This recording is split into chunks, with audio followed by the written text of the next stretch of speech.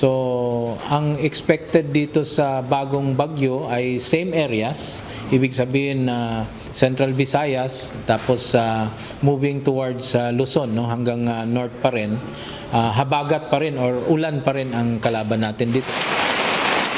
Patuloy na makararanas ng masamang panahon sa bansa, lalo na't may inaasahan pang panibagong sama ng panahon na papasok sa bansa ngayong linggo. Ayon sa Office of Civil Defense, muling tatahakin nito ang mga lugar na dinaanan ng Bagyong Krising nitong nakaraang linggo, tulad ng Negros Island, Panay Island, Central Luzon hanggang Northern Luzon. Kaya malaki ang posibilidad ng mga insidente ng pagbaha at pagguho ng lupa, lalo na't saturated na ang lupa bunsod ng naranasang mga pag-ulan simula pa noong nakaraang linggo.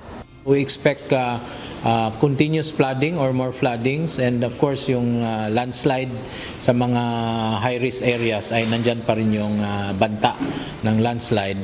So kaya tuloy-tuloy, red alert pa rin ang NDRIMC, hindi natin binaba yan, tuloy-tuloy ang aming red alert even na lumabas na si Krising.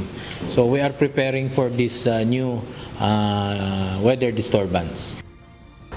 Kaya patuloy na nagpapaalala ang OCD sa mga local government unit para kung sakaling kailangan ng makapagpatupad ng preemptive evacuation ay agad itong maisagawa.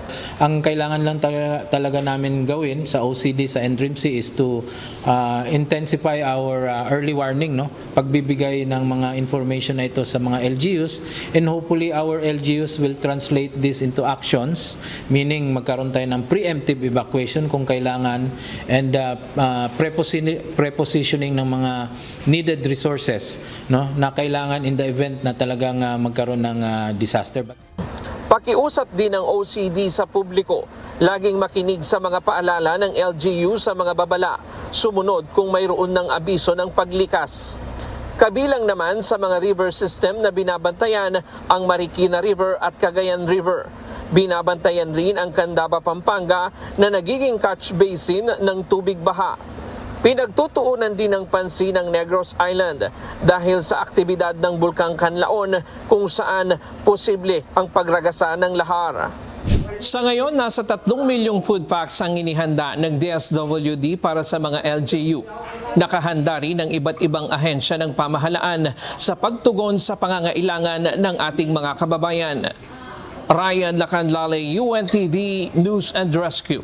Diyos ang aming sandigan, serbisyo publiko ang aming pinahahalagahan.